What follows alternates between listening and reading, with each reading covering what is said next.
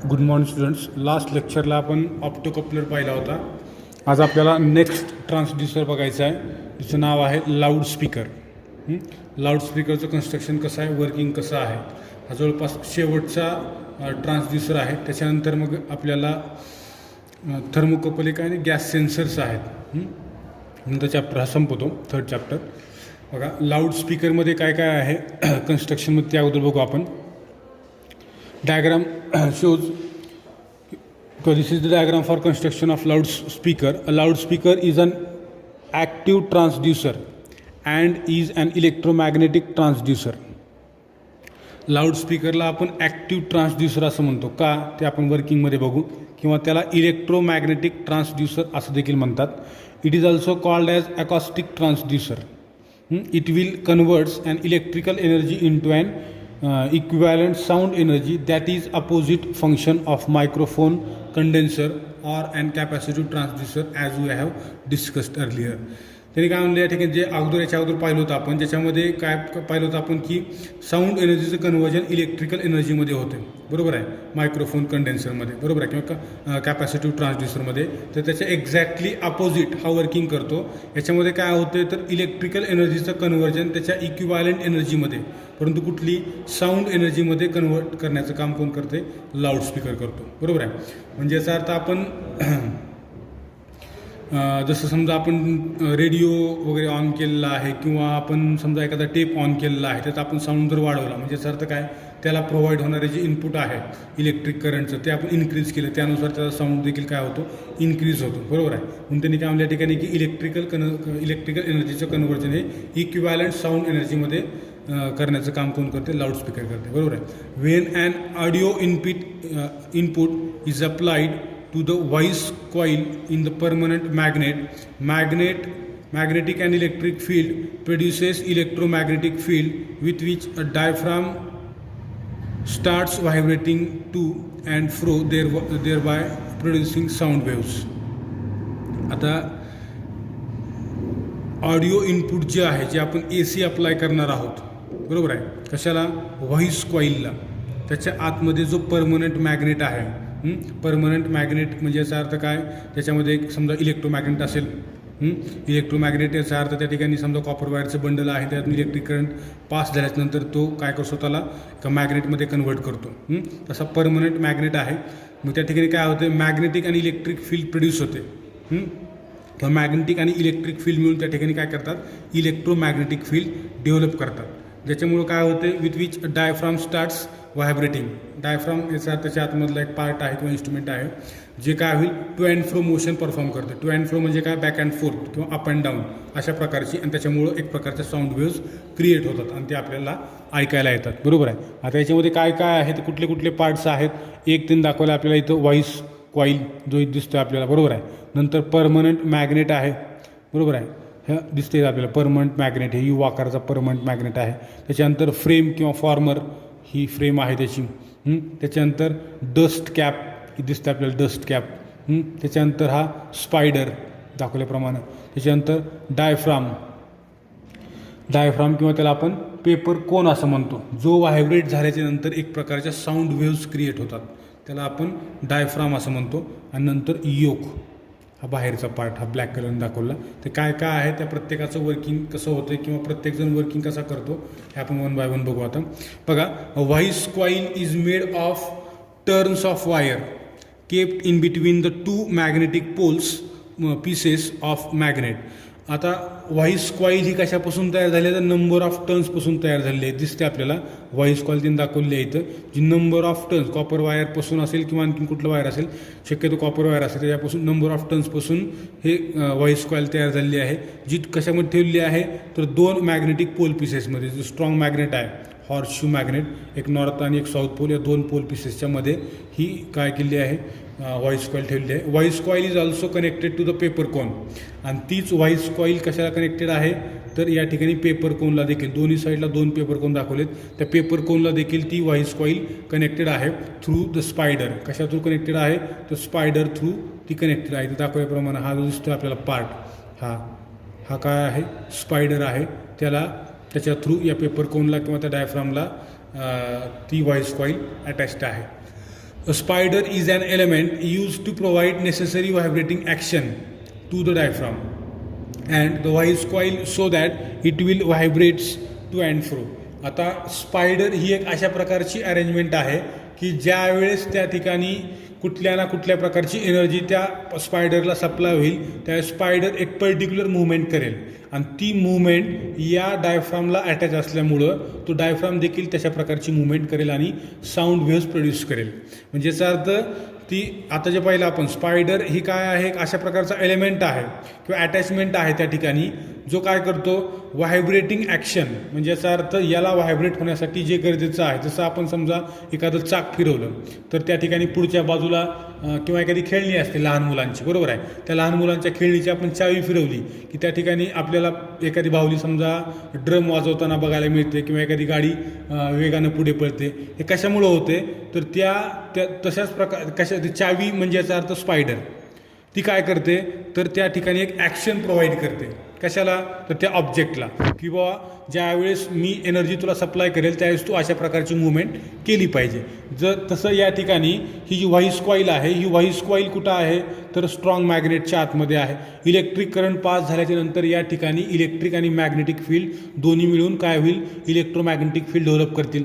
आणि आपल्याला माहीत आहे की ज्यावेळेस मॅग्नेटिक फील्डमध्ये इलेक्ट्रिक फील्ड येते त्यावेळेस त्या ठिकाणी एक प्रकारचा फोर्स एक्झर्ट होतो आणि एक प्रकारची एनर्जी क्रिएट होते आणि ती एनर्जी कशाला अटॅच्ड आहे या स्पायडरला. आणि स्पायडर हा अशा प्रकारे डिझाईन केलेला आहे की तो व्हायब्रेटिंग ॲक्शन प्रोव्हाइड करेल त्या पेपर कोनला या दोन्ही साईडच्या बरोबर आहे जो त्याला अटॅच्ड आहे किंवा त्या डायफ्रामला.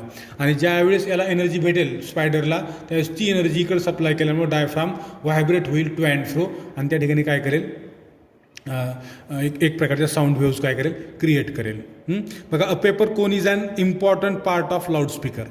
पेपर कोन हा इम्पॉर्टंट पार्ट आहे का कारण तोच साऊंड वेव्ह काय करतो प्रोड्यूस करतो. जर साऊंड वेव्ह प्रोड्यूस नाही झाल्या तर आपल्याला ते ऐकायला येणार नाही. म्हणून त्यांनी काय सांगितलं या ठिकाणी पेपर कोन हा लाऊडस्पीकरचा एक इम्पॉर्टंट पार्ट आहे. Specially in black colour and specially prepared for loud speakers it is also called a diaphragm.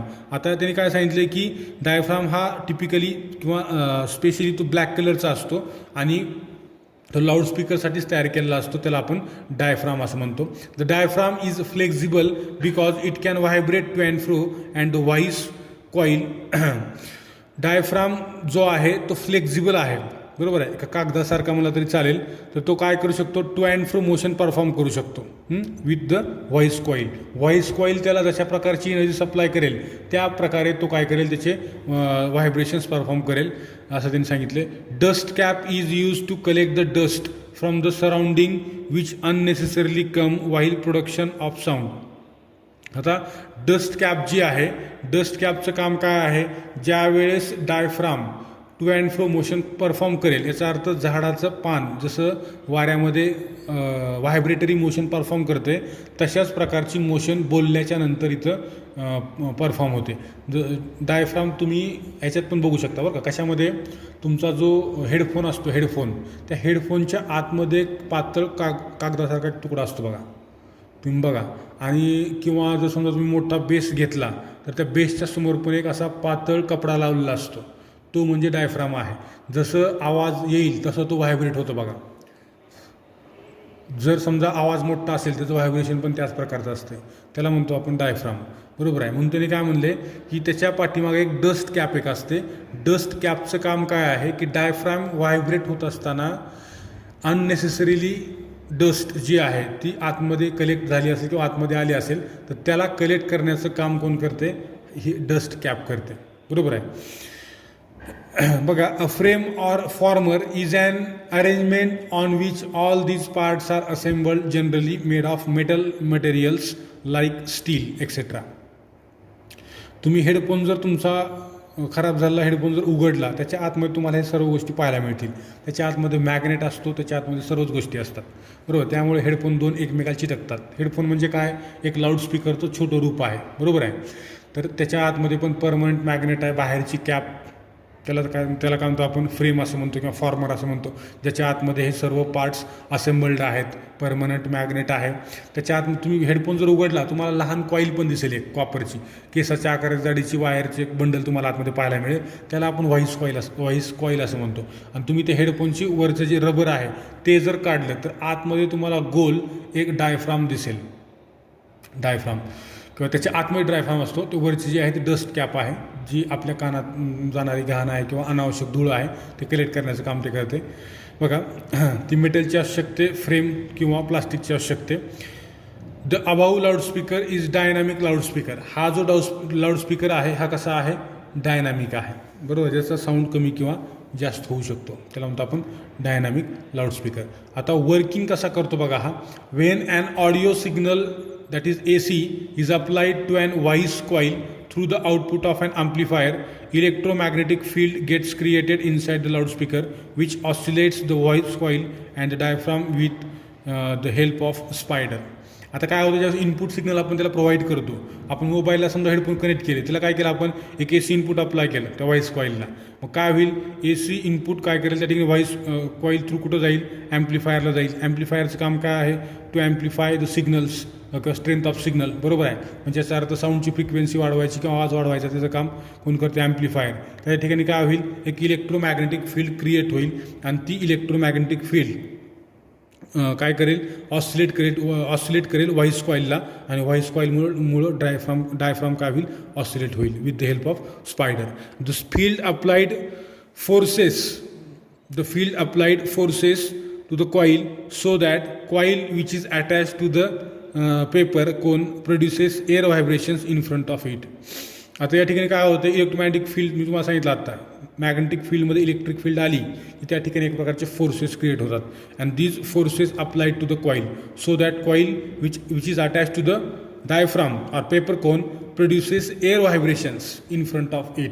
त्याच्यासमोर काय करते, ते एअर व्हायब्रेशन्स क्रिएट करते. And these vibrations are nothing but the extract equivalent sound energy of the applied input signal.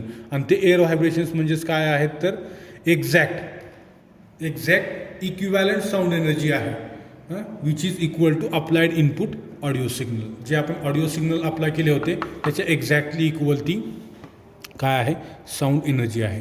ठीक आहे, या ठिकाणी थांबू आपण. हा झाला तुमचा जवळपास लाऊडस्पीकर. आता यातला थोडा पार्ट आहे त्याच्यात त्यांनी काय सांगितलं, तर exact sound energy is created by paper cone and general paper on application of force or pressure creates sound, but the paper cone is special paper which creates the exact sound of the applied input signal. There are different types of loudspeaker used which are as follows. त्यातलं एक आहे dynamic type, crystal type, magnetic type आणि fourth one electrostatic type loudspeaker. बरोबर आहे. आता त्यांनी काय सांगितलं की कुठल्याही प्रकारचा फोर्स किंवा प्रेशर हा साऊंड क्रिएट करू शकतो, परंतु एक्झॅक्टली इक्वल अमाऊंटचा करू शकत नाही. परंतु पेपर कोन हा एक असा स्पेशल पेपर आहे ज्याच्यावरती आपण जेवढ्या मॅग्नेट्यूडचा फोर्स अप्लाय करताल तेवढ्या एक्झॅक्ट मॅग्नेट्यूडची तो साऊंड एनर्जी काय करतो,